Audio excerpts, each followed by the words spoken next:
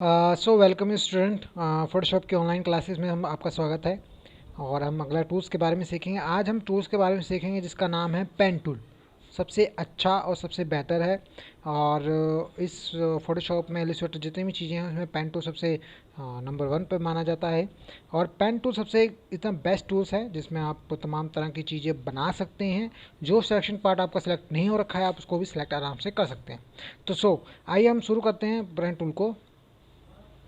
तो pen tool को शुरू करने से पहले हम इसको पर्टिकुलर ये देख लेते हैं कि हमारे पास कोई इमेज को हम ओपन कर लेते हैं। अब हम क्या चाहते हैं, पेन टूल क्या करेगा, जैसे मान लो किसी भी चीज़ को अगर मुझे सेलेक्ट करना हो वगैरह वगैरह, कोई भी अगर चीज़ को हमने सेलेक्ट करना हो तो हम पर्टिकुलर एक एक पॉइंट को उसको उठा उठा के हम इसको सेलेक्ट कर सकते हैं।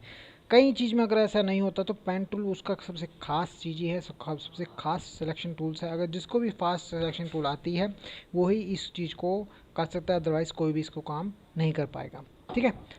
मैं क्या करता हूँ, अपने पाथ टूल में जाऊँगा, क्योंकि पहले प्रॉपर्टी को समझ लेते हैं। आप इसमें दो पॉइंट देख रहे होंगे, एक पाथ है, शेप है, एक पिक्सल भी नज़र आ रहा होगा। पिक्सल में अनसेलेक्टेड है तो पिक्सल में नहीं हम क्लिक कर पा रहे हैं।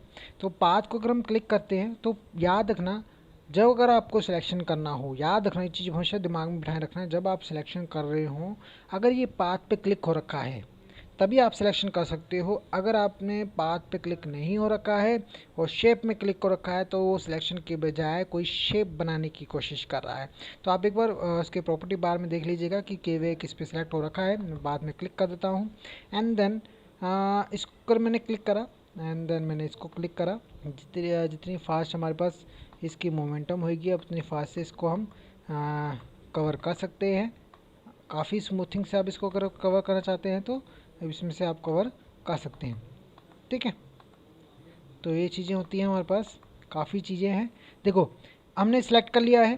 सेलेक्ट करने के बाद आपका यहीं पर ऑप्शन आ रहा है प्रॉपर्टी बार में, मेक में सिलेक्शन आ रहा है, मास्क आ रहा है, शेप आ रहा है, यानी कि आप शेप भी इसमें क्रिएट कर सकते हैं। लेकिन अगर आप इसको राइट क्लिक करते हैं, जब आप राइट क्लिक करेंगे तब भी आपको यहाँ पर मेक सिलेक्शन का ऑप्शन नज़र आ जाएगा। तो आप इसे क्लिक कर देंगे एंड देन अब सबसे पहले पूछता है आपसे फेदर का रेडियस। आप पूछ रहा है कि 0.1 पिक्सल आपको रखना है कि क्या रखना है। आपको सबको पता है फेदर को हम 0 ही रखते हैं। फेदर को 0 रखने के बाद फेदर को 0 रखते हैं। फेदर को 0 रखने के बाद दूसरी है हमारे पास एंटी लेंस को हमेशा टिक रहने देने का, वो ऑलरेडी टिक हो रखा है। और न्यू सिलेक्शन, जब आप एक न्यू सिलेक्शन करें तो आप न्यू सिलेक्शन को क्लिक करेंगे, अदरवाइज दूसरी अगर सिलेक्शन हो रखी है तो आप इसका इस्तेमाल आप कर सकते हैं। देन ओके करेंगे। ओके करने के बाद आपको देखो पर्टिकुलर सिलेक्शन पॉइंट आपको नज़र आ गया है।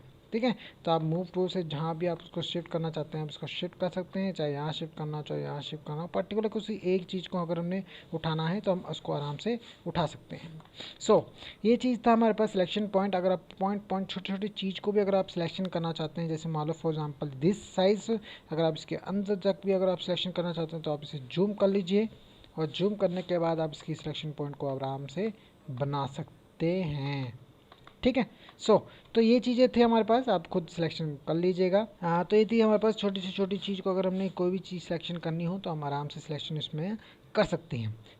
अगला हमारे पास है शेप। अगर आप इसको शेप में लेना चाहते हैं, फॉर एग्जांपल अगर मान लो मैं शेप में क्लिक कर देता हूँ, मैं शेप में क्लिक कर देता हूँ, मुझे मान लो कुछ शेप बनानी है तो हम शेप भी पर्टिकुलर हम बना सकते हैं। देखो, इसको मैंने क्लिक करा एंड देन मैंने इसको क्लिक करा यहाँ से, और एक मैंने इसको क्लिक कर दिया यहाँ से, और मैंने इसको क्लिक कर दिया यहाँ से एंड देन मैंने इसको क्लिक कर दिया एंड देन मैंने इसको क्लिक कर दिया एंड देन देखो आप कुछ देख सकते हैं मैंने कुछ शेप इसमें बना लिया है। पर्टिकुलर कोई शेप अगर आपको बनाना चाहते हैं तो बना सकते हैं। कई बार स्टूडेंट की प्रॉब्लम आती है कि आप इसे क्लिक करते हैं, आपका एक स्टूडेंट ये पूछे कि सर मुझे इसका अगर स्टॉक अगर चेंज करना हो तो कैसे चेंज करना हो। कोई कुछ नहीं है, आप इसे क्लिक करें, ऑलरेडी लेयर्स में क्लिक हो रखा है। पेन टूल में वापस आएँ। पेन टूल में आप जैसे वापस जाएंगे आपको यहाँ पर स्टॉक आपको नज़र आएगा, आप इसको क्लिक करेंगे। अगर आप नहीं चाहते हैं तो आप इसे नन कर दीजिएगा, नन करने के बाद इसे ओके करेंगे, आपको वो शेप नज़र नहीं आएगी। ठीक है। जैसे जैसे आपको जैसे जैसे आपको काम अच्छा लगता है वैसे वैसे इसमें आप काम कर सकते हैं। और कुछ भी शेप अगर आपने बनाना हो तो आप पर्टिकुलर इससे शेप बना सकते हैं। ठीक है। स्टॉक अगर आपको इंक्रीज़ करना वगैरह जो भी इंक्रीज़ से अगर स्टॉक ले रहे हैं तो इंक्रीज़ करना चाहते हो तो आप इंक्रीज़ भी कर सकते हैं। विड्थ और हाइट अगर आप बराबर रखना चाहते हैं तो विड्थ और हाइट भी आप इंक्रीज़ कर सकते हैं। अगर आप बढ़ाना चाहते हैं तो आप बढ़ा सकते हैं। अगर मान लो मैंने कुछ चीज़ बनाई है, अगर मैं इसे क्लिक कर देता हूँ एंड देन इसकी विड्थ हाइट, अगर विड्थ को मैं इंक्रीज़ करना चाहता हूँ तो आप इंक्रीज़ कर सकते हैं। एंड देन इसको आप क्लिक करेंगे तो ये साथ में इंक्रीज़ होने लगेंगे। एंड देन आप देख सकते हैं तो इस तरह हम इंक्रीज़ कर सकते हैं। सो पेन टूल का यही चीज़ थी हमारे पास, और पेन टूल में और कुछ नहीं है। आप शेप भी बना सकते हैं, कोई सिलेक्शन पार्ट अगर इसको कलेक्ट करना चाहते हैं तो आप इसको सिलेक्शन पार्ट भी कर सकते हैं। तो मेरे ख्याल से आपको प्रॉपर्ली ये क्लियर हो चुका होगा कि पेन टूल आखिर क्या चीज़ है। दूसरी क्या है हमारे पास, free from pen tools. Free from pen tools क्या करता है, मान लो फ्री फ्रॉम मतलब जो खुला हाथ, जैसे मान लो अगर मेरे को ऐसे से बनाना हो या ऐसे से अगर बनाना हो या ऐसे से, देखो मैं कुछ भी प्रिंट नहीं कर रहा हूँ एंड देन मैंने यहाँ जाकर इसको क्लिक कर दी, जैसे जैसे आपको लगता है आप वैसे वैसे इसका शेप बना सकते हैं। तो ये काफ़ी बेटर पॉइंट होगा, आप इसका इस्तेमाल आप करना चाहते हो तो आप कर सकते हैं।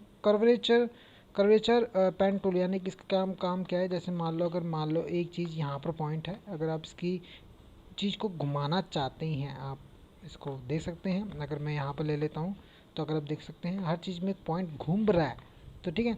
तो कर्वर चीज़ में हम ऐसे से इस्तेमाल हम कर सकते हैं। अगर मान लो इसको मेरे को थोड़ा सा इस तरफ रखना हो या मुझे इस तरफ रखना हो वगैरह वगैरह, जो भी आपको रखना हो तो आप इसका भी इस्तेमाल आप कर सकते हैं, ठीक है।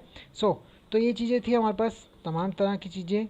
अगर आप इसे कर्वर से बनाना चाहते हैं तो बना सकते हैं। अगला हमारे पास है ऐड एंकर टूल, यानी कि किसी में भी अगर आपको एंकर चाहिए हैं, एंकर मतलब मैं आपको दिखा देता हूँ। अगर हम पेन टूल से कुछ चीज़ बनाते हैं, जो आप ये बना रहे हैं ना पॉइंट से, इसको हम एंकर टूल्स कहते हैं। तो अगर आप किसी भी एंकर पॉइंट को अगर आप ऐड करना चाहते हैं तो आप एंकर पॉइंट को भी ऐड कर सकते हैं, ठीक है।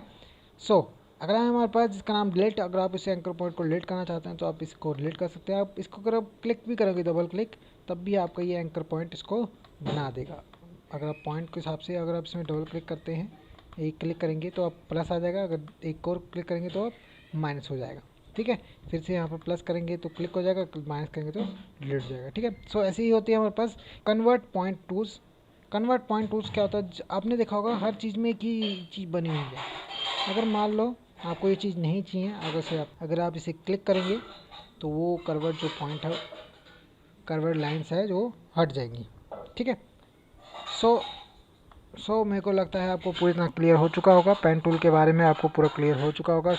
अगर आपको कोई और डाउट है पेन टूल के बारे में, प्लीज़ मेरे इस यूट्यूब चैनल में कमेंट कीजिएगा। अगर लाइक नहीं किया जो प्लीज़ लाइक कीजिएगा, अगर सब्सक्राइब नहीं किया है तो प्लीज़ सब्सक्राइब भी करिएगा। Thank you.